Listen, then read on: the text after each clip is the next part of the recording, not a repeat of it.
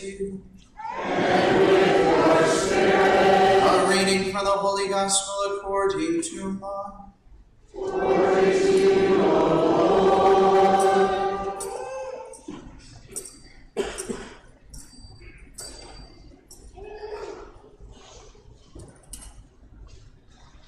As Jesus was leaving Jericho with his disciples and a sizable crowd, Bartimaeus, a blind man, son of Timaeus, sat by the roadside begging.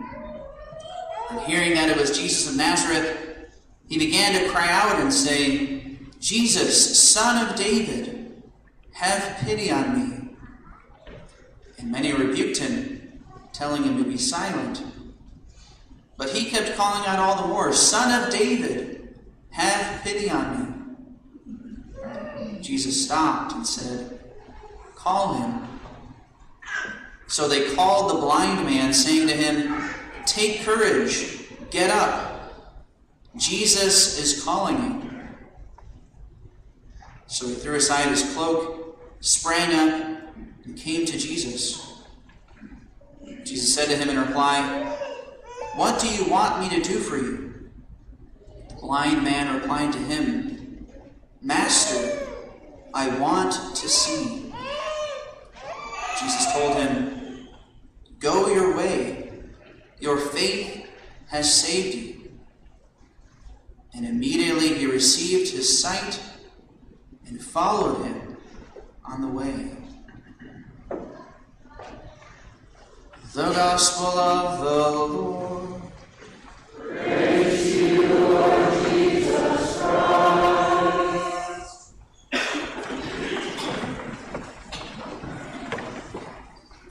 Good morning, everybody. I have a Bible trivia question for everybody to start off this morning.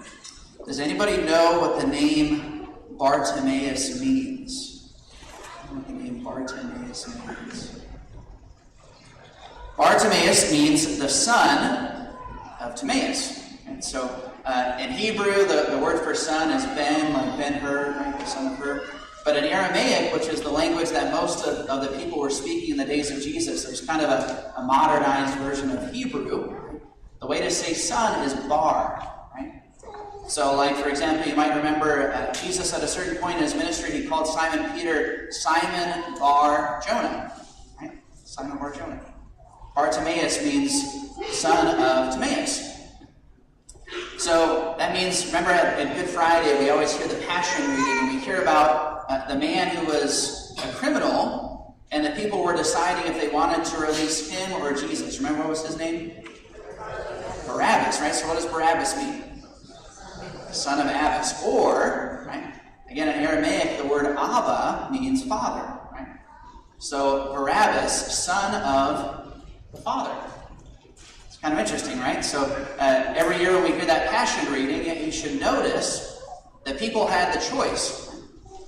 Are they going to have the criminal who is called the son of the Father, or Jesus who truly is the Son of the Heavenly Father? And they chose.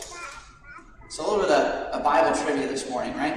And one of the reasons why Bartimaeus is named, at least this is what many theologians think, right? Because a lot of times we hear these stories in the Gospels and the people that Jesus heals and cures, a lot of times we don't actually know what their name was. But in this case we hear the guy's name was Bartimaeus. And the reason why many theologians and scholars think he was named is because at the time the gospel was being written and dispersed, he was probably still alive and still around. So when people would hear about the blind Bartimaeus, right, they would know him. You know, in the Gospels, it actually, at the end of the Gospel today, it said that after he received his sight, then he started to follow Jesus, became one of the disciples. So something we don't always realize, that, you know, we hear about people in the Gospels, but it wasn't like they just disappeared after that. Actually, one of my favorites is, you know, there's an early church tradition about Lazarus. Remember Lazarus, who was risen from the dead? There's an early church tradition that says he actually went on to become a bishop. So imagine that, right? Like hearing from Bishop Lazarus, right? About the gospel story of the raising of Lazarus from the dead. Something we don't always realize.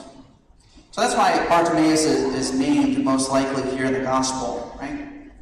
And And I think there's a lot of things that we can learn about this story. First of all, you know, what Bartimaeus said to Jesus when he was walking down the road.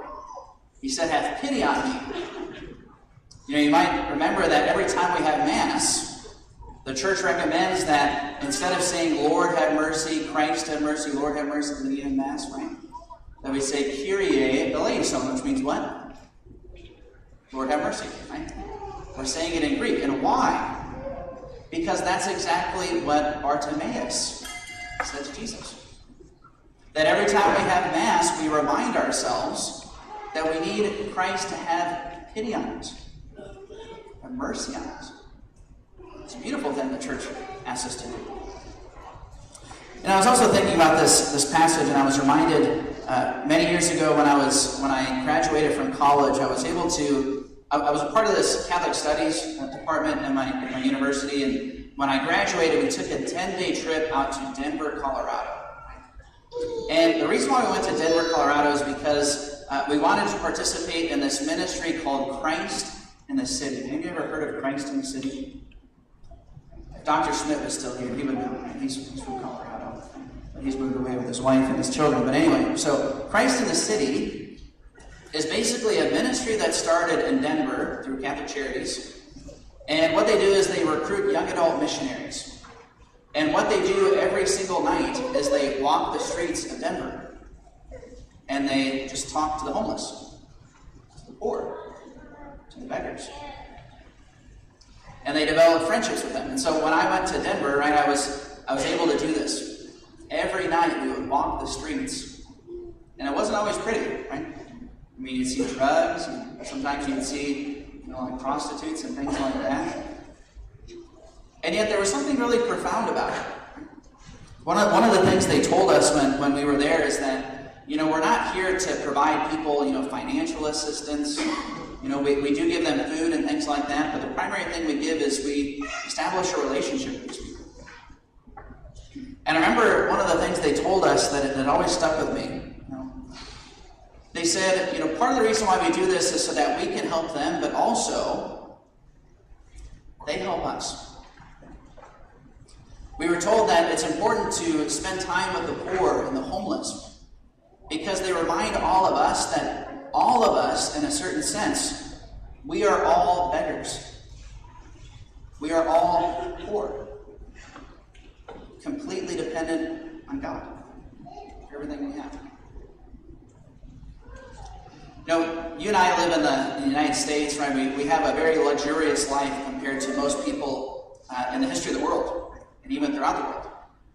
And so a lot of times you'll tell me stuff like this too, like many of you who've gone to Haiti, for example, or you've been involved with the food pantry.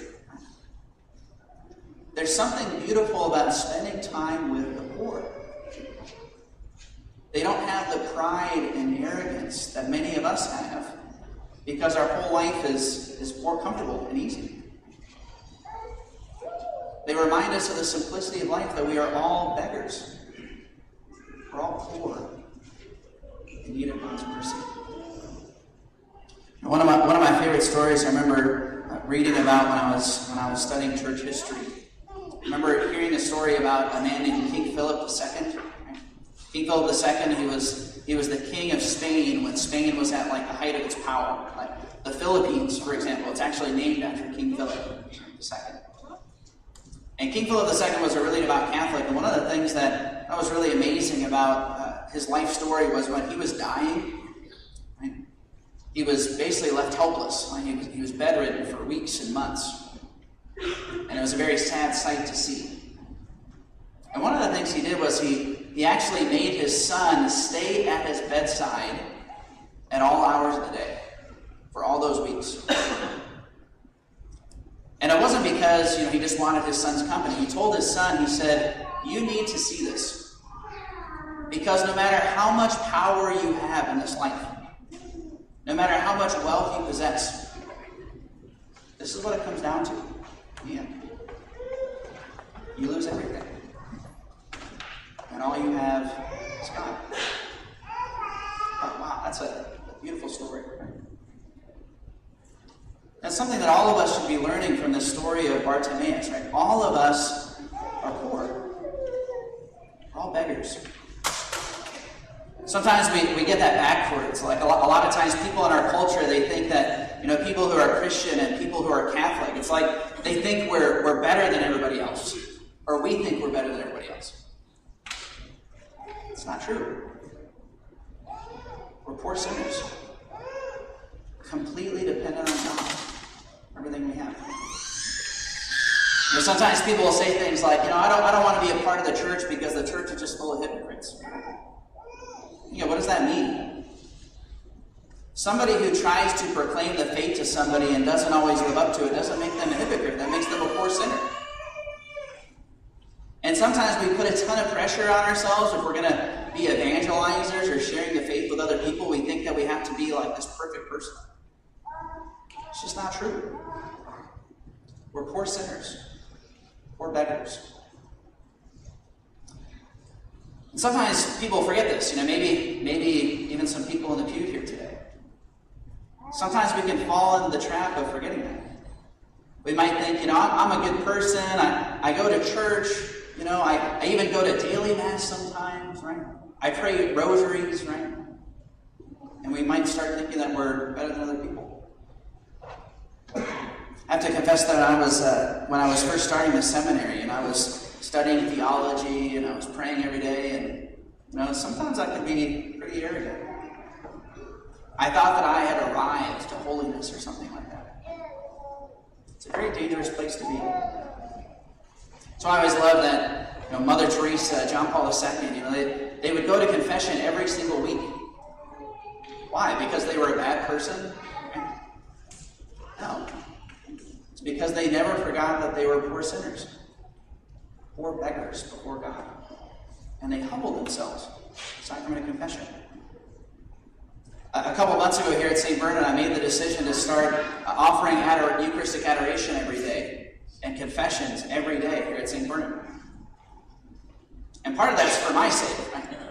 So that I can humble myself every day in the presence of God.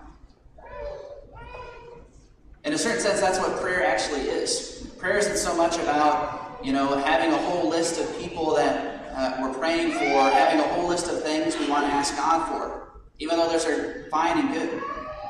The primary purpose of prayer is to humble ourselves before God.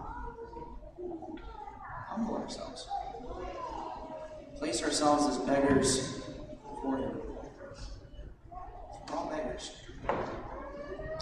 And then the beautiful way the story ends is that, Bartimaeus, even though he was this blind beggar, then he was called. Then he was called. You and I, as Catholics, we are poor beggars who are called. Called to live a different life. Called to share the faith. And it doesn't mean we become special or like super virtuous or super holy or something like that. Sometimes I think about this a lot because, as a priest, sometimes people treat you kind of strange. Like, people will say a cuss word in front of you and they'll be shocked. Like, oh my gosh, I'm sorry, Father. Like I've never heard a cuss word before. I didn't grow up in the seminary, okay? I didn't even go to a Catholic school.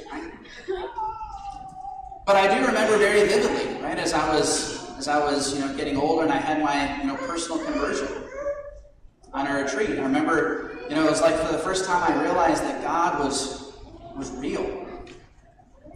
The Eucharist was real. And even though I had all this, embarrassment and shame from all my sins that I committed, right, as a teenager, I knew that my life could never be the same after that. God was calling me to do something. He called me. And that doesn't just mean for priests, and religious sisters. God calls everyone. All of us are poor beggars, and yet God still calls you to do something. To share the faith with others. And the whole point of our existence, the whole point of our life, every time we come to Mass, every time we pray, it's to listen to the call. What is God calling you to do? Where is he calling you to be? We're poor beggars. And yet God calls us